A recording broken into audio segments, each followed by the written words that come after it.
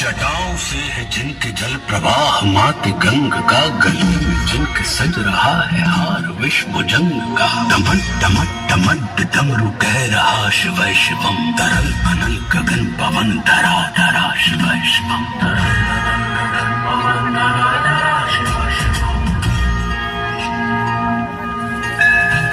वे नंदनी के वंदनीय नंदनी स्वरूप है वे तीन लोक के पिता स्वरूप एक रूप है कृपालु ऐसे है कि चित्त जप रहा शिव शिवम तरल अनल गगन पवन धरा धरा शिव शिवम तरल